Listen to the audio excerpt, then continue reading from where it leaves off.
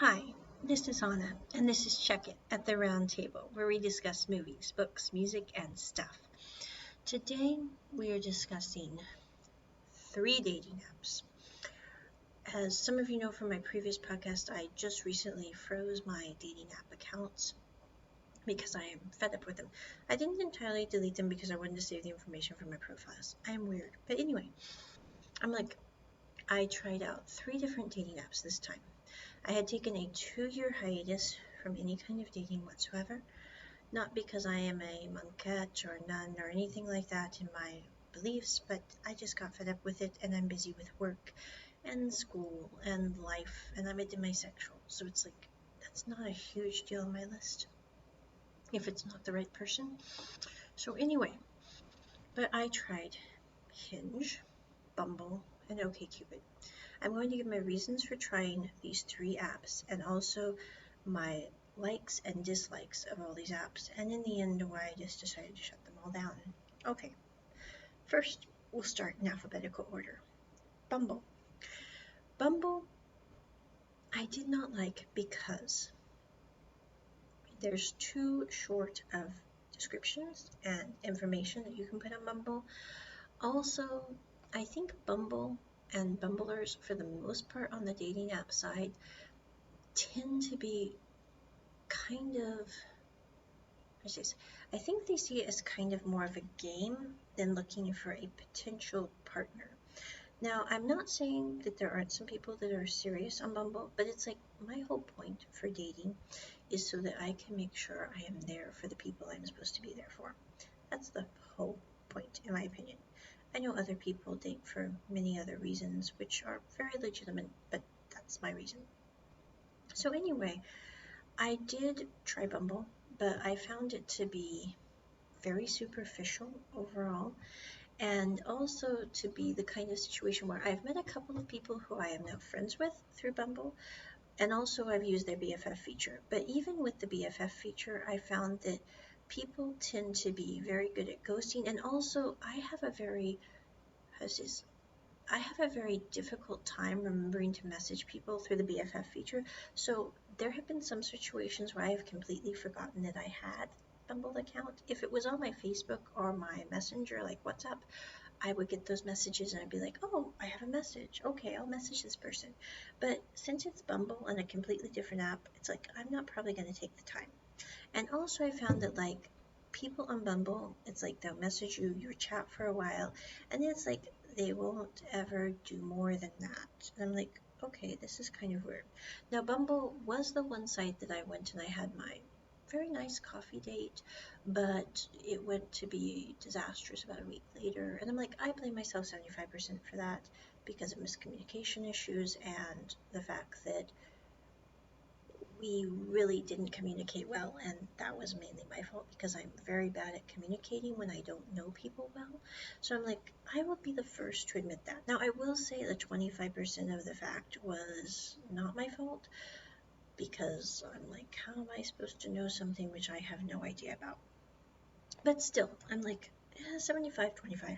So Bumble, kind of a dive bomb. Okay, I did have coffee with someone, and it was a very nice coffee. The coffee was great. The week after that was not so great. So anyway, I'm like, yeah. So Bumble, thumbs down. Now, I will say like I tried Hinge. What did Hinge next? Hinge has a very high rate of ghosting for both men and women. Like very high rate. I couldn't figure out why like people would message, say they wanted to meet for coffee, and it's like just literally fall off the face of the planet. Like I had one person, they were like, well, next time you're in Taipei, we'll have coffee. And I'm like, I messaged him like, I'm going to the Jimmy Art Gallery this weekend. I could meet you for coffee afterward or before if you really do want to meet for coffee. I'm like, crickets. And I'm like, this is weird. And it's like very casual. We're not, having like this deep and probing conversation. I'm like, crickets, okay? So I actually ended up Googling it because I'm like, this is very strange. So I guess that on Hinge, people just like to ghost. Now, I will say, I will have a little moment on ghosting here at the end of this podcast. But anyway, so Hinge, kind of a downer because of all the ghosters. Although I will say there is one person that I am still messaging via the app, even though my profile is off, because we are chatting. I'm not sure where that's going to go, but they're very nice and we're having nice conversations. I'm like, I'm not going to, not see how where this is going to go. But so I will say, have one person I've met on Hinge that seems very nice and not weird, or if they are weird, they're weird in the same way I am. We get along well. Okay, so I mean weird in a good way. But anyway, like recently they sent me a Big Bang Theory clip, and I'm like, ah, person who thinks like me. Hey, this is nice. But anyway, now we have OkCupid. What do I like about OkCupid? The things that I like about OkCupid are the fact that you can put in detailed profiles. I mean, extremely detailed. You can answer all these questions or skip questions depending. And you can also check for demisexual. And it's a free platform. Really like all these features. Things I do not like about Cupid. The fact that I did not get one person who sent me a very sensible message on OkCupid. Okay, I will preface this. I had one person who sent me a sensible message, but then I went over to their profile and I read the answers to their questions. I was like, so anyway, I'm like, okay, not my thing. So you do you. But anyway, I'm like, um, most people on OkCupid would send me messages that would say like, "Hi, beautiful," or "You're so lovely," or whatever. And I'm like, I am not going to go and message someone who is just sending me literally 3 words at a time that just tell me about my looks, because obviously they didn't read my profile and know that I'm a demisexual and could care less about how I look, and that is not the way to pique my interest in that person. So, OkCupid, total diaball. Except I do love the layout and the idea of extensive information. So that is nice. Now we come to ghosting. Okay, ghosting. It seems to be prevalent on dating apps. I don't know why. It's kind of weird. I'm like, maybe it's because, again, everyone sees the dating apps as kind of a game, and so people don't really matter. Now, I will say there have been several instances where I have ghosted, but it has been for a good reason. I read online that it is best to tell people why you don't want to talk to them. However, I hate offending people, and I really don't want to tell them, like, why I didn't message them back. Because, like, let me explain my reasons for not messaging people back. I had one person tell me that their favorite character in Lord of the Rings was the most evil orc that was created. I really didn't know where to go with that one, so I ghosted them. I really didn't want to message them and say, I'm sorry, but I find it highly disturbing that you like a creature as your favorite character who is a murderer of mothers and children. I mean, that I found very disturbing. So I was like, I'm not even replying to this person, block them. The other person that I ghosted sent me something kind of similar and told me that their favorite sci-fi movie of all time was Blade Runner, which I guess if you like movies about people raping artificial intelligence, more power to you, but I really didn't know where to go with that one either, so I just didn't reply. I was like, I'm just going to politely disappear and hope they never message me back. So I blocked them. So I'm like, I think I had some very legitimate reasons for why I decided to ghost these people. Now, if Blade Runner's your thing, I guess that's your thing. And I guess if the main evil orc in Lord of the Rings is your thing, that's your thing. But I'm like, I don't want to date someone or even really converse with someone who thinks those are their favorite characters. So those people I did ghost. I also did ghost someone who said they were really into the Beatles, but I said, "Oh, have you seen the show Yesterday?" Which is a kind of a spoof on the Beatles and has a really beautiful scene about what it would have been like if John Lennon hadn't died. I was like, I love that scene. I'm not even into the Beatles, but I found it very touching. And they're like, well, I wouldn't watch that. I just saw a few clips and knew it wasn't for me. And I'm like, if you're really into the Beatles, I find it hard to believe you didn't watch this movie if you're like really obsessively into the Beatles. And what else are you lying about on your profile? I mean, I have a weird mind, but that's what I was thinking. I'm like, and I don't really want to message them and say, I'm really disturbed. I think you're probably lying about this. And then what else are you lying about? I'm like, I guess in a weird way you could like the Beatles and never watch Yesterday, but again, very weird. And so I was like, this is just strange.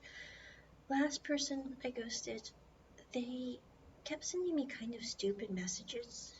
And I was um, like yuck yuck messages, like fourth grade joke kind of messages. And I'm like, I don't really want to tell them that the reason I don't want to talk to them is because I don't want to think about building my life with someone who sends me yuck yuck messages. I mean, no offense at all to that person. I'm like, for someone, they will find someone who will love their yuck yuck messages. But I'm like, I'm not that person, and I don't want to hurt their feelings by saying they're sending me yuck yuck messages. So I'm like, I did ghost them because I didn't know how to politely say, your message is really stupid. And I'm not being really bad here. They were really kind of weird, stupid messages. So I'm like, yeah.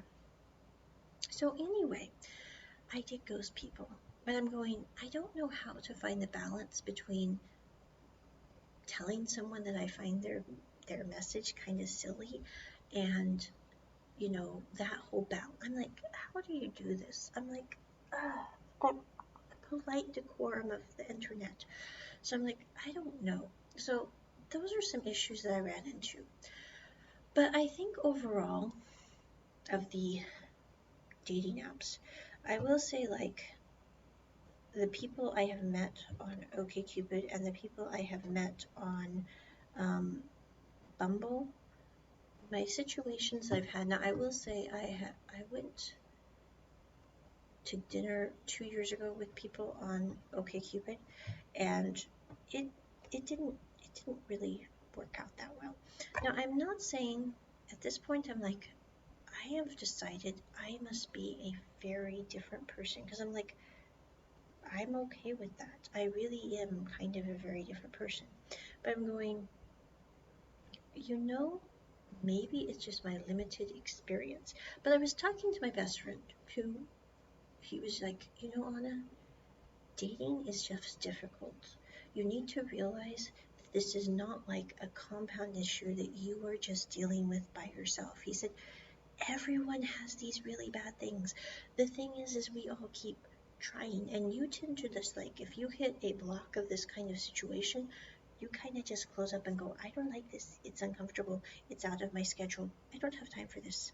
He's like, most people don't do that. I'm like, well, that might be true, but I'm okay not being most people. So those are my experiences. Now, I will say, um, for general atmosphere of people, I would say OkCupid and Bumble are probably the worst of the three that I mentioned. Hinge, people tend to be more polite and less inappropriate on in general for the people I met than like Bumble or OkCupid. OkCupid, I had some people that were just kind of weird. I mean, and that's saying something because I'm okay with weirdness, but some weirdness, I'm like, that was just totally weird. Now, I will say, like, on Hinge, I never had anyone send me any kind of inappropriate thing, except I'm like, the person who liked the orcs and the person who liked the um, Blade Runner were on Hinge. So I guess that's kind of inappropriate, but not maybe in the way that most people would deem inappropriate. But I'm like, I didn't have anyone sending like weird messages of romantic nature or trying to flirt in a strange way on Hinge. On Bumble, I had some people that were just kind of strange a little bit, and also on OkCupid I did too. Not majorly, just like kind of just a little bit. So I'm like, it wasn't a big deal, but and most people, I guess, do flirt a lot in their texts. I was reading online that some people actually pass the phone around to their friends to concoct these flirty text messages back to these potential people, and I'm like, I can't imagine doing that at all.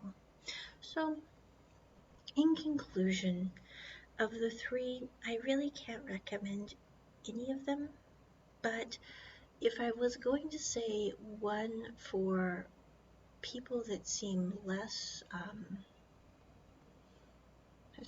less prone to maybe being problematic, it would probably be Hinge overall, at least at this point. That's what I'm saying. Because the people there seem to be more polite than on Bumble or on OkCupid. But again, that's just my limited experience using those apps. Check it at the round table. Bye.